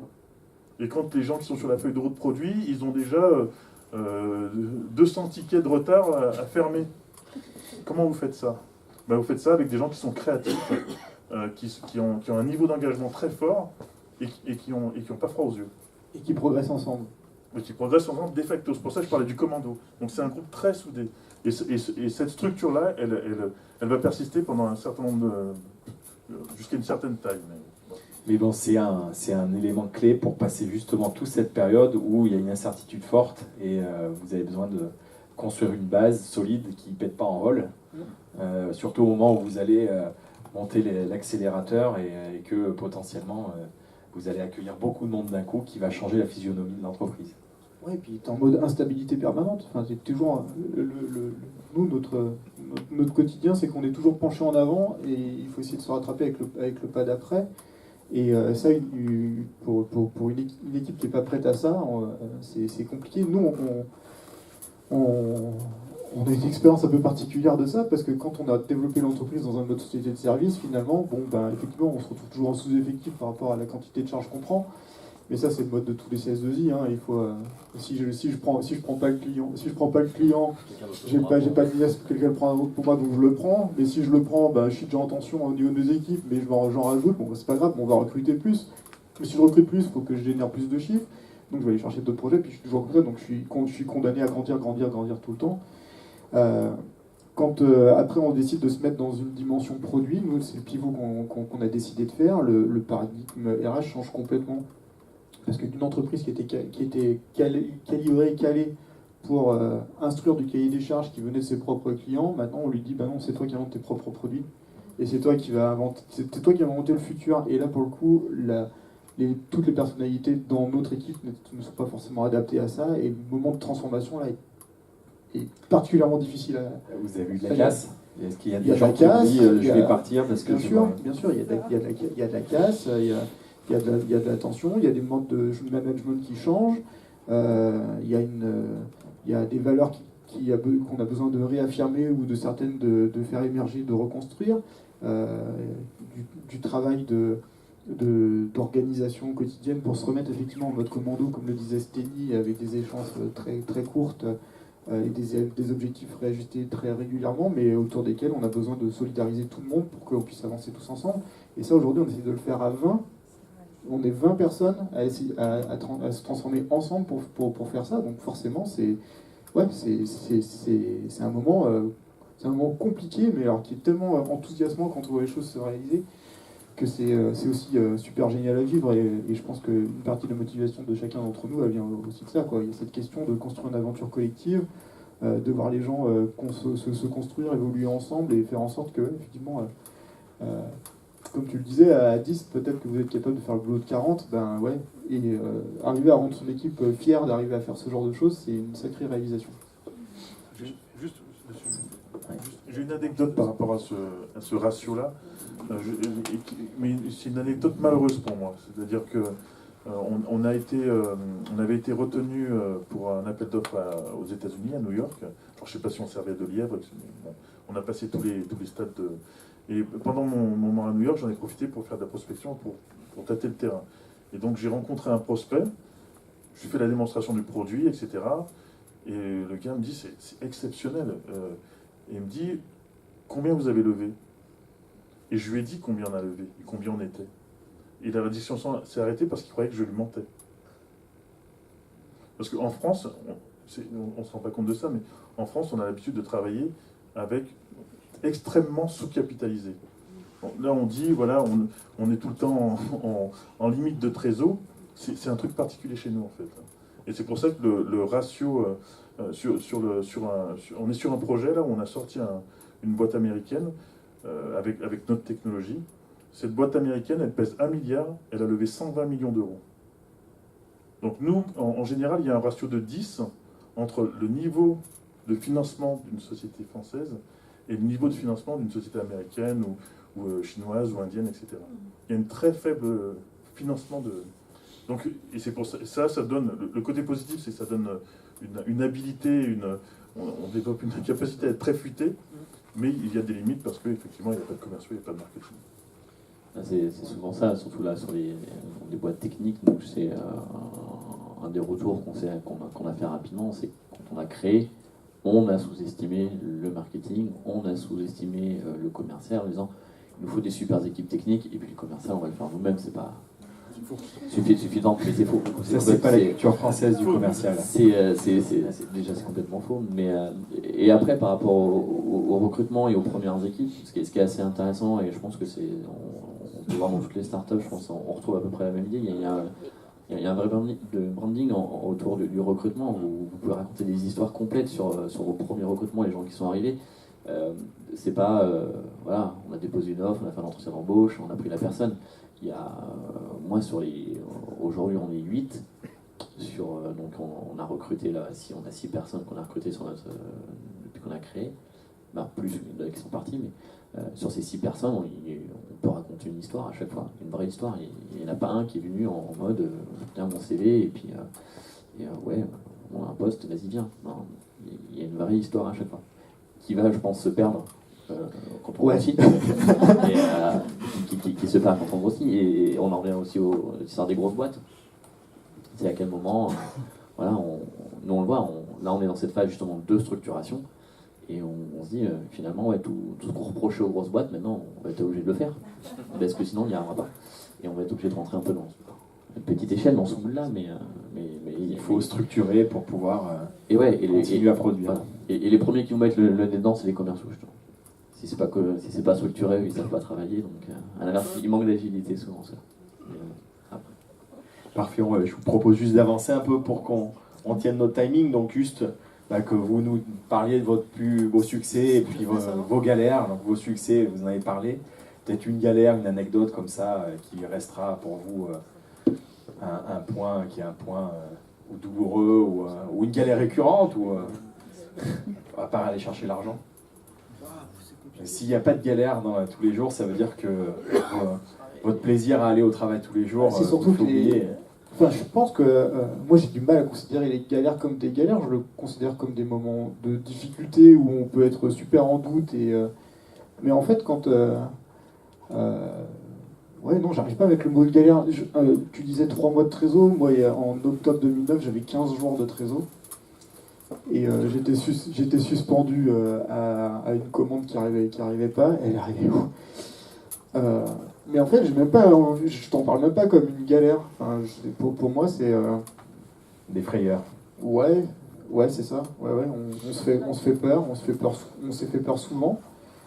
Si des galères, on en a, mais c'est des galères opérationnelles. Après, donc c'est des problèmes à résoudre et des problèmes qu'on résout en équipe. Il y en a certains qui coûtent cher et donc du coup ça fait mal. Mais j'arrive pas à le considérer comme étant une galère. Ça fait partie de la vie de l'entreprise, quoi. Là, en ce moment, on a un gros souci à gérer avec un de nos sous-traitants. Bon, ben ok, c'est un souci. On se réunit autour de ça. On essaye de faire corps et front, mais en soi. C'est l'équipe qui fait en sorte que tout ça s'absorbe bien. Ouais, je le vis pas comme une galère. Tu vois, je rentre pas chez moi en me disant ouais, c'est trop dur. C'est trop dur. T'as des gros moments où t'es crevé forcément, mais et puis quand t'accumules les soucis et que t'as du mal à enchaîner les succès derrière, c'est sûr que ça te crée des moments de doute assez profonds où il y a une fatigue intellectuelle et physique qui s'installe et ça se ressent en général en plus sur toute l'équipe, donc c'est jamais très bon. Par contre, quand tu as la bonne manière d'après de t'y reprendre, ouais, en disant allez, on se soude les coudes et puis c'est parti, on avance, on prend les choses les unes après les autres, ça génère en fait des succès qui viennent vite compenser les moments de doute ou les moments de doute. pénibilité. Je vais juste finir, parce que autant j'arrive pas à mettre j'arrive pas à te raconter d'aventures sur les galères, autant sur les succès j'ai eu du mal aussi. Donc ne dis rien. Non, mais je pense que c'est intéressant parce que je suis dans un mode d'insatisfaction permanente. En fait, tu sais, quand on a préparé la table ronde, la question c'était comment on sent-il arrivé là. Moi, je sais pas où j'en suis aujourd'hui. Enfin, en tout cas, j'en suis pas du tout. Personne de son équipe. Au bout j'en suis pas du tout au bout de mon aventure entrepreneuriale. Et j'ai pas l'impression d'avoir atteint une espèce de Graal où je me dis ça y est, j'ai réussi. Alors on a franchi un certain nombre d'étapes et on en est super fiers. Et quand on se retourne sur l'histoire de ce qu'on a fait, Laurent, Julien et moi, en 12 ans, on peut être fiers de ce qu'on a fait. Ceci étant, j'arrive pas à mettre le mot succès dessus. Et je sais pas encore où est-ce que je vais aller le chercher, ce succès-là, mais en tout cas, j'ai pas l'impression d'avoir atteint. Et, ouais, du coup c'est bien parce que j'allais un peu dans le même sens, en disant des succès pour l'instant on n'en a pas. Et je pense que l'insatisfaction chronique elle est peut-être valable dans beaucoup de startups, mais c'est ça, il y a des petits plaisirs entre guillemets sur des petites choses qui peuvent arriver, effectivement des projets, des retours qu'on va avoir, des projets, etc. où on va dire ouais c'est cool, mais il n'y a pas l'étiquette succès en lui-même. Donc je pense qu'on n'a pas atteint un niveau, on a du mal à dire non, on a ce succès-là. Moi je sais que c'est ma compagne justement qui me fait souvent cette remarque quand il se passe quelque chose de bien justement au niveau de la mode. Montre un peu ta joie. Tu fais vous venez de faire ça et tu fais la gueule. Donc c'est ouais, mais parce qu'il y a déjà l'étape d'après. Parce que le succès, c'est l'étape c'est la 20e ou la 30e étape qui sera encore après. Donc c'est pas là le succès. Après, oui, il y a des petites choses perso. Moi, dans les choses qui me reviennent assez facilement. C'est les retours en fait utilisateurs ou des retours clients en fait qu'on peut avoir sur ce qu'on fait. Quand tu disais ouais, votre truc c'est exceptionnel. Je me rappelle quand on est allé au CES, donc nous on est exposé en 2016 avec vous au CES, et honnêtement un peu pour voir, il n'y avait pas d'objectif, etc. Très mauvais en anglais, quand on m'a dit on va au CES, je dis bon on y va tout de suite. C'était pas grave. Et en fait, c'était justement notre époque du pivot. On savait même pas vraiment ce qu'on allait présenter entre nos GPS et puis nos tables, etc. Et finalement, là, on est tombé sur des ingénieurs Microsoft Richmond qui trouvaient ça génial, qui allaient chercher leurs collègues, ils venaient à plusieurs sur la table, tactile, etc. Votre truc, c'est top. Des gens de chez Nokia de IRMAP, le plus gros concurrent de Google Maps aux États-Unis, pareil, qui était fou devant ce qu'on faisait. Et c'est notre petit succès à ce moment-là, de dire, ouais, finalement, on a fait quelque chose qui passe pas inaperçu. Voilà, sur lequel il y a un truc, voilà, entre guillemets, des gens qui peuvent être références. Et aujourd'hui, le petit succès moi, que je vais avoir, c'est le coup de fil que j'ai eu en début de semaine, quand il y a quelqu'un qui vous appelle et qui vous dit j'ai vu votre truc là-bas, je veux la même chose, c'est juste génial. Et finalement, vous avez un coup de fil entrant, quelqu'un qui dit mais cherchez pas plus loin, votre truc je le veux. Et là, vous dites ouais, on a marqué des points, on a réussi à trouver ça. Et les galères, ça va dans le même sens en fait. C'est ce qu'on disait, il y en a tout le temps. Après, c'est laquelle est vraiment une galère ou laquelle est le souci, on va dire, du quotidien. La seule galère, je pense qu'on peut, moi que je vis un peu, ça peut être un peu les pressions, on va dire, fiscales ou autres, dès qu'on a un contrôle ou quelque chose comme ça, où là on commence à transpirer un peu plus, parce qu'on n'est pas des grosses boîtes et que on n'a pas des gestions en interne qui sont optimum, etc. Et du coup, dès qu'on a le moindre couac en fait administratif, moi je sais qu'en interne ça nous demande une charge de travail et un stress assez impressionnant. Donc ouais, on va dire les seules galères que je peux visualiser, elles sont à travers ça. Tu mets stress derrière la galère. Ouais, bah, le stress derrière la galère. Après voilà, il y a plein de choses qui vont venir stresser. Moi je m'en rappelle pour nos traceurs GPS, donc au bout de 2 ans de développement, vu qu'on fait des GPS pour des skieurs, forcément il faut les sortir quand il y a de la neige. Donc on a une prod qui est en cours et on sait que nos traceurs doivent être mis sur le marché le 20 décembre à l'ouverture des stations. Et quand vous recevez vos cartes électroniques et que le bouton de démarrage il est monté à l'envers un mois avant le début de la saison, là on commence à rentrer un peu dans les galères. Mais comme tu dis, c'est du stress et finalement on était en place au bon moment et dans les temps. Oui, effectivement. Alors, c'est vrai qu'on baigne en permanence, indifféremment, dans un bain de succès et de galère qui se mélangent joyeusement. Et c'est souvent difficile de séparer l'un de l'autre. Mais en ce qui me concerne, en 10 ans de Perfect Memory, j'ai eu des moments très difficiles. Le pire pour moi, c'est un truc que tout entrepreneur rencontre à un moment ou à un autre, c'est la séparation avec un associé de la première heure. Donc ça a été très difficile. Si vous êtes amené à licencier. La galère, en vrai terme de galère, ça a été quand on a fait une soutenance à New York, dans ce process dont je vous parlais tout à l'heure, parce que comme on est une petite équipe, on a monté le sujet, la préparation, le marketing, tout ça. Vous faites tout ça en décalage pendant que vous gérez la mise en prod, vous êtes toujours en contact avec l'équipe en France, sur les clients, etc. Donc en réalité, vous ne dormez plus, parce que vous avez 6 heures de décalage, donc vous bossez avec l'équipe française quand ils sont réveillés, et puis après vous faites la journée aux États-Unis et donc comme vous ne connaissez pas la ville, vous prenez les taxis, en fait vous arrivez avec une demi-heure de retard pour votre soutenance, et c'est aux États-Unis, donc c'est à T00 et ça se termine à T00 60 minutes, parce que vous avez parce que les gens se lèvent, ils se cassent. Hein. Attendez. Donc c'est ça. Donc ça c'était une vraie galère, très formateur. Le succès, ça je m'en souviendrai toujours, et d'ailleurs qui est lié à une carrière aussi, c'est la signature de la première fois on a signé la vente d'une licence de tout le produit.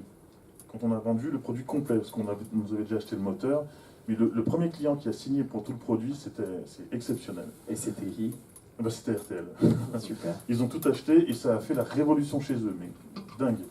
Et la galère qui est associée à ça, c'est qu'une fois que vous avez signé ça, quand vous arriviez avec le contrat de licence utilisateur, donc il faut quand même que vous ayez fait passer un petit avocat dessus et que vous mettiez des clauses, etc. Et donc l'avocat, il vous fait un contrat de licence qui a 30 pages, et quand vous arrivez le client, il dit mais pourquoi il y a 30 pages? Nous, on n'a pas l'habitude de signer des contrats aussi gros. Donc vous voyez que vous avez surjoué le truc. Bon, enfin bref, c'est la galère associée. Si, en fait, j'ai quand même... dans les succès, il y a un événement dont je me souviendrai aussi toute ma vie, c'est le premier bon de commande que j'ai reçu, c'est quelqu'un de Clermont qui me l'a signé, et j'avais signé 400 €. Voilà. Ça, je l'ai, je sais, enfin, Il a un endroit particulier chez moi, en tout cas je l'ai et je l'ai gardé. C'est la première fois de ma vie où j'ai vendu quelque chose. Bravo. Et ouais, ça c'était cool. Non, dans les grosses galères, quand on a levé des fonds avec Michelin Limagrin, c'était vraiment une découverte. Alors pour nous, c'était une complète découverte, mais en fait, pour Michelin Limagrin, il y avait aussi une partie de découverte, parce qu'en fait, ils se sont associés ensemble sur une petite boîte. Il s'est passé un truc, alors que tout se passait bien, on était d'accord sur tout. On s'est pris une procédure d'antitrust international. Alors ça veut dire que Michelin et Limagrin ont dû montrer patte blanche dans tout un ensemble de pays pour expliquer comme quoi ils n'étaient pas en train de faire un investissement ensemble pour faire une prise de position dominante sur un marché où ils étaient actifs tous les deux. Donc il a fallu qu'on ait des démarches administratives avec l'Ukraine, le Monténégro, la Serbie, la Turquie, enfin j'en passe. Et ça a retardé l'opération de 8 mois. Et donc, vous attendiez l'argent pendant on a attendu l'argent pendant 8 mois, alors qu'on avait commencé à développer notre stratégie de pivot et qu'on avait commencé à communiquer dessus sur le marché qu'on visait. Et là, ça a été très compliqué parce qu'en fait, on n'avait pas l'argent pour développer ce qu'on avait commencé à annoncer. Donc il a fallu se calmer, se poser, puis trouver la solution pour ça. En fait, on a temporisé en essayant de continuer à développer la presta, mais en fait, on était en train de se structurer et on était en train de changer le mindset et on était en train de commencer à communiquer. Moi, je passais ma vie à aller convaincre des gens des écosystèmes dans lesquels on allait rentrer, comme quoi on allait être un acteur important, que voilà, continuer dans cet aspect de création de valeur, à intégrer les bons cercles pour avoir les financiers qui nous regardent, etc. Et là, d'un coup, on se dit non, mais on n'avance pas. Et vous avez fait des effets d'annonce à des gens, puis là, vous êtes en train de leur dire non, mais on n'avance pas. Et là, c'est une pression qui j'ai eu un mal de chien à vivre. Quand on a signé la levée de fonds en février 2017, moi j'ai pleuré. C'est la pression qui partait. Ouais, clairement, ouais. Et jusqu'à la dernière minute, jusqu'à la dernière signature, c'est la dernière page de tous les contrats, j'étais en stress. Bon, voilà. Il y a aussi des galères. Tu les as oubliées.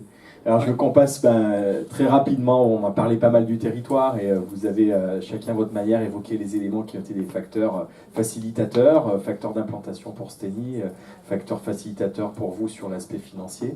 Est-ce que aujourd'hui vous considérez que cet écosystème d'accompagnement a grandi depuis que vous êtes arrivé sur le territoire, vous créez cette entreprise et qu'est-ce qui vous a aidé, vous, au-delà de l'aspect accès à des finances, à croître?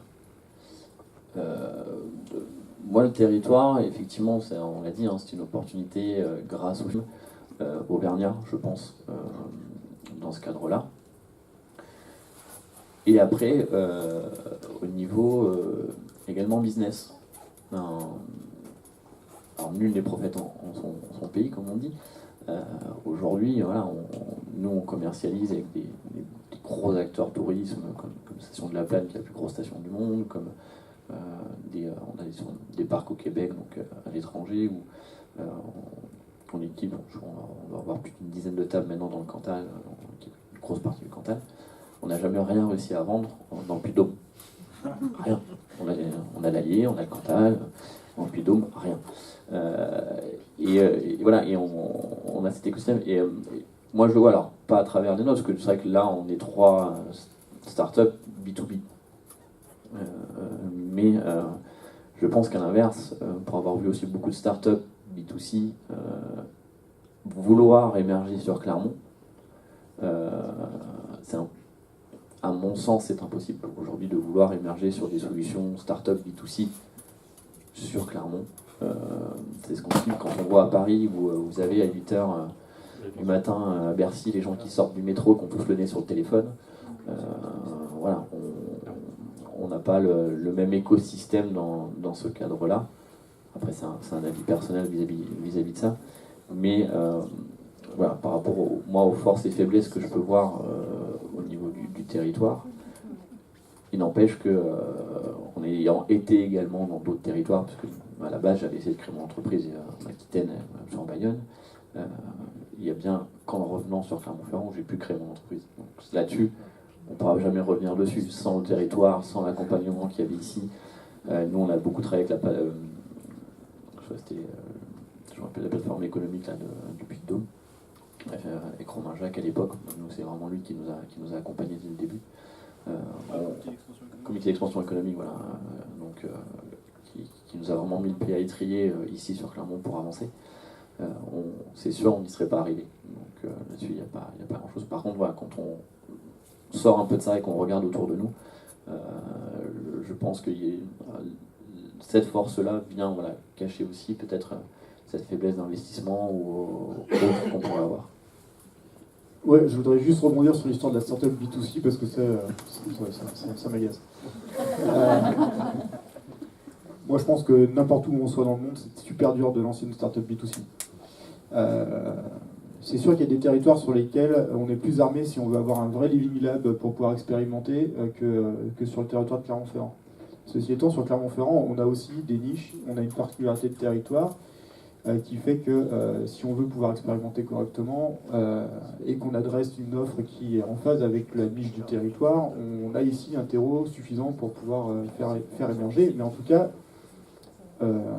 faire émerger une startup B2C, c'est complexe, ça coûte beaucoup d'argent, il faut beaucoup de temps d'amorçage pour des quantités de... Alors en plus, quand on fait de l'électronique, je ne vous raconte pas derrière les histoires de rapport quantité versus valeur perçue par les utilisateurs, enfin, c'est très très compliqué. Mais c'est globalement très compliqué. En fait, dans les histoires des boîtes qu'on voit passer sur Clermont, j'en vois beaucoup passer parce que je suis assez impliqué dans l'écosystème entrepreneurial, on se rend compte qu'il y a des entreprises qui ont des vraies ambitions B2C, mais qui finalement sont soit trop en avance, soit pas assez capitalisées pour aller vite, et qui du coup décident de pivoter pour se reconcentrer sur B2B comme sur une étape comme étape intermédiaire. C'est pas pour autant qu'elles n'émergeront pas sur le B2C, mais si leur modèle B2B après fonctionne, ok, elles se déploient sur du B2B. À mon avis, quand on veut lancer une startup B2C, le paradigme de Steny sur le financement est encore plus valable. Lancer une startup B2C en étant sous-capitalisé, c'est impossible. Impossible. Alors, l'Auvergne, en fait, accentue les forces des Français et minimise leurs faiblesses. En fait, c'est ça le territoire auvergnat. Perfect Memory aurait été impossible sur notre territoire. Comme je vous disais, notre projet il est trop dingue. Je veux dire, au niveau de la lisibilité, ce sujet de la data, c'est très abstrait. Si on arrête quelqu'un dans la rue, on dit c'est quoi une base de données, je ne suis pas sûr que la personne sache. Alors même que c'est au cœur de toute l'activité humaine aujourd'hui. Donc il y a une sorte de paradoxe comme ça. Ce qui est au cœur de l'activité humaine d'aujourd'hui n'est pas visible, et donc ça donne une difficulté supplémentaire pour toute l'économie et le financement de l'économie qu'il y a à ça. Donc en fait, en Auvergne, on a trouvé des vrais relais. Je me souviendrai toujours, quand je suis arrivé, c'était René Souchon qui était président de région, et c'était la première fois de ma vie. Ça faisait déjà 13 ans que j'évoluais dans le système des startups, et c'est la première fois de ma vie que je voyais un président de région. Donc il avait fait un déjeuner pour rencontrer l'ensemble des nouveaux venus sur la région. Et donc au déjeuner, on s'assoit en face de lui et il dit voilà, je suis René Souchon, président de région. J'ai terminé, de quoi avez-vous besoin? C'était impressionnant pour moi, parce que je venais de la région parisienne où c'était vraiment la foire d'empoigne.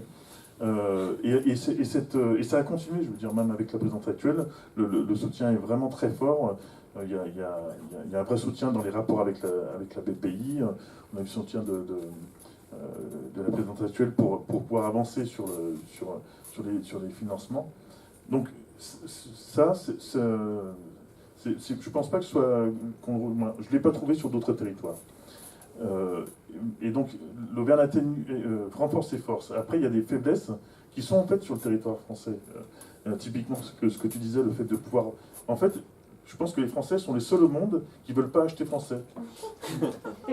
Et donc, en réalité, mais il faut quand même se rendre compte, pour une entreprise qui a une vocation à se développer, et en particulier à vendre à l'international, à terme, c'est double peine parce qu'on ne vend pas chez soi, et les étrangers, ils n'achètent pas étrangers, ils achètent d'abord chez eux. Vous comprenez? Donc un Américain ou un Belge ou un Allemand, il va d'abord acheter allemand avant d'acheter français. Donc l'entreprise française, elle ne vend ni en France, ni en Allemagne. Vous comprenez le truc? Et donc ça, c'est un truc qui existe, c'est un atavisme français qui est d'être très bienveillant vis-à-vis de la technologie qui vient de l'extérieur et d'être plutôt méfiant vis-à-vis des voisins. Parce qu'il se dit, attends, il va pas pouvoir faire mieux que moi, et puis si je le connais, il peut pas être bon. Donc il y a un peu un côté comme ça. Donc ces choses-là sont atténuées. Et puis le côté assez cloisonné, qui n'existe pas en Auvergne. Il y a une vraie bienveillance, il y a une vraie circulation des savoirs, un vrai échange, et ça c'est vraiment impressionnant. Donc voilà, moi je ne vois pas de faiblesse inhérente au territoire, je vois plutôt une atténuation des faiblesses françaises, qui existent toujours, mais dans un niveau beaucoup moins fort, et il y a de vraies forces vis-à-vis des entreprises. Par rapport effectivement, je rebondis sur ce que tu as dit au niveau des forces et la bienveillance, effectivement, des Auvergnats et ainsi de suite. Je pense que là, par contre, c'est ce qui fait la vraie force, puisque nous aussi, si on a pu arriver où on en est, c'est le rapport qu'on a eu avec tous les gens quand on était sur le territoire, tous les entrepreneurs, tous ceux qui étaient là. Au tout début, avec la rencontre avec Guillaume et avec Exotique, qui était finalement une petite boîte qui démarrait et qui n'a pas hésité à prendre du temps pour une autre petite boîte qui allait démarrer dans l'accompagnement, plus que dans l'accompagnement prestataire sous-traitant, mais dans l'accompagnement tout court.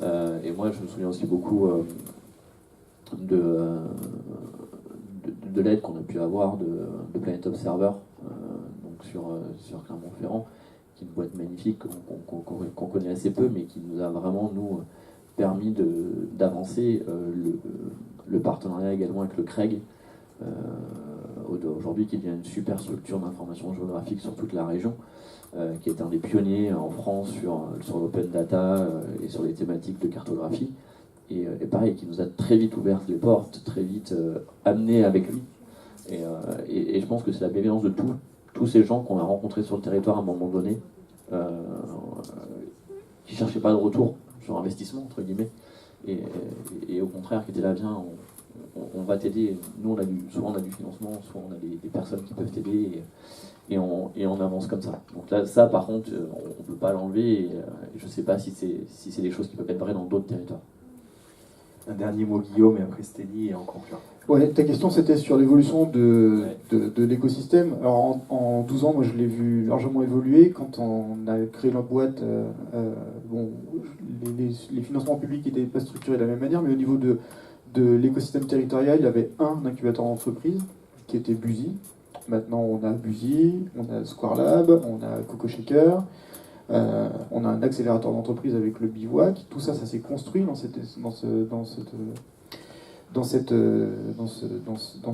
temps-là. On a une véritable culture de l'émergence d'entreprises qui s'est installée ici sur la place, avec Clermont comme locomotive qui essaye aussi qui fait en sorte qu'il y ait d'autres territoires qui aillent dans le sens de ces initiatives-là. Donc ça, c'est une vraie transformation. Moi, je l'ai vécu.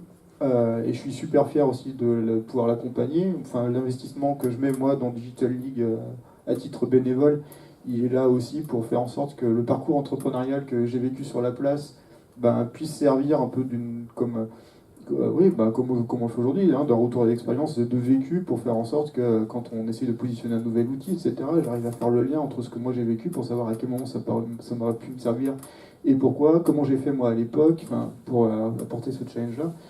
Et je trouve que toutes les démarches qui sont en place aujourd'hui pour essayer de clarifier le parcours entrepreneurial et faire en sorte qu'on arrive à emmener les bonnes volontés de création d'entreprise, de l'émergence des idées jusqu'à une boîte qui arrive à grossir, grandir, s'implanter ici, faire du business et créer de l'emploi. Les outils sont structurés de manière très positive, avec aussi des phases de transformation qui ont certaines crises, des choses nouvelles qui apparaissent. On dit c'est quoi cet ovni et pourquoi est-ce qu'il est positionné comme ça par rapport à l'autre, est-ce qu'il se marche pas dessus, etc. Mais finalement, dans cette attitude bienveillante globale du territoire, on se rend compte aussi que ces acteurs-là finalement arrivent à s'adapter, à faire équipe pour finalement arriver à faire en sorte que quelque chose de très cohérent se crée. pour le bienfait de l'endroit où on est tous installés. Après, faiblesse, je vous demanderai tous ce soir, en sortant de la salle de réunion, d'adhérer à l'association Objectif Capital, qui prône le désenclavement du territoire par le transport. Venez soutenir cette association. C'est une association de lobby qui fait en sorte que la connexion entre Clermont-Ferrand et Paris se passe correctement. C'est super important pour nous tous. On en a vraiment besoin. Merci. Ou Clermont-Ferrand-Lyon. Juste pour terminer très rapidement, il y a un truc qu'on peut faire là, à partir de notre génération, les annonces qui viennent derrière, il y a un changement de mentalité. C'est-à-dire, jusqu'à présent, on avait un petit peu la réputation d'être entre guillemets jaloux. C'est-à-dire, si le voisin réussit, c'est qu'il a eu accès à des trucs auxquels moi j'ai pas accès ou qui me cachent des trucs. Et donc ça introduit un cercle vicieux parce que on va jalouser le succès de l'autre parce qu'on se dit qu'il y est arrivé par des voies pas justes. En revanche, le message en tout cas, que je veux délivrer, c'est si j'ai pu le faire, n'importe qui peut le faire. Donc je suis disponible pour vous donner tous les conseils et vous prévenir de toutes les erreurs que j'ai pu faire et que vous pourriez ne pas faire et qui peuvent vous permettre de gagner du temps, d'aller plus loin, plus vite, plus fort que moi. Donc c'est vraiment, en fait, c'est cette mentalité qu'il faut imposer maintenant aux générations qui viennent derrière et se relaxer vis-à-vis de la réussite. Ouais, j'adhère complètement à ça. C'est le sens de l'engagement qu'on peut avoir aussi en tant qu'entrepreneur pour accompagner les autres entrepreneurs sur le territoire. Et aujourd'hui, il existe sur la place les structures qui permettent de le faire. Mettre en place les actions de mentorat, quel que soit le niveau de maturité de l'entrepreneur qu'on cherche à accompagner. Et donc voilà, ça existe, il faut le savoir, il faut le promouvoir. Et il faut faire en sorte que ces actions de promotion fassent en sorte qu'on arrive à sortir plus de boîtes qui se créent ici, qui s'implantent ici. Ben, un très grand merci pour votre témoignage. Très étoffé, ensemble, vous avez plaisir à parler de votre parcours. On a été heureux de pouvoir le partager avec vous. Il nous reste un petit peu de temps pour continuer à le faire autour d'un petit verre qu'on va vous proposer au fond de la salle. Un très très grand merci pour cette première. Vous avez des questions ? Est-ce que vous voulez poser des questions maintenant ? Est-ce qu'il y a des entrepreneurs ou des futurs entrepreneurs là ? Ça lever la main. Ah, il y a quand même des fous. Voilà. Ben, restez fous et vous allez pouvoir parler avec eux comment ils sont restés fous jusqu'à aujourd'hui et qui vont, on l'espère, continuer à l'être pendant un petit morceau, un petit bout de temps. On reste encore ensemble si vous le souhaitez, on a encore un petit peu de temps. C'est déjà fini, ça passe vite. Hein, voilà. Vous êtes des passionnés, et même pour raconter vos aventures. Donc merci beaucoup. Le Bivouac essaye justement d'accompagner des réussites entrepreneuriales aux côtés de différents partenaires, dont Digital League, avec qui on a pu monter ce rendez-vous ce soir. On donne des rendez-vous fréquemment au public qui s'intéresse à différents sujets autour du numérique. On organise notamment la semaine prochaine avec le Lava Jug une conférence technique qui se passera ici. C'est en ligne sur nos différents agendas. Et puis des flashcamps tous les mois sur un sujet divers. La semaine dernière, c'était sur financer l'innovation, voilà un sujet qu'on a abordé. Le mois prochain, ça sera sur les relations presse, donc on essaye d'aborder des spectres de préoccupations diverses des entrepreneurs. Donc voilà, rendez-vous au Bivouac dès que vous le souhaitez pour des opérations comme ça, d'ouverture sur des problématiques, des expertises et des aventures humaines, puisque c'est vraiment un des facteurs très très importants dans la réussite. Et merci de partager et d'être dans cette volonté de changer les mentalités, parce que c'est vraiment un vrai atout aussi d'avoir des gens comme vous qui permettent de partager sans attendre de retour. Merci beaucoup et à très bientôt. Voilà, merci de votre présence. Et bravo pour tout ça.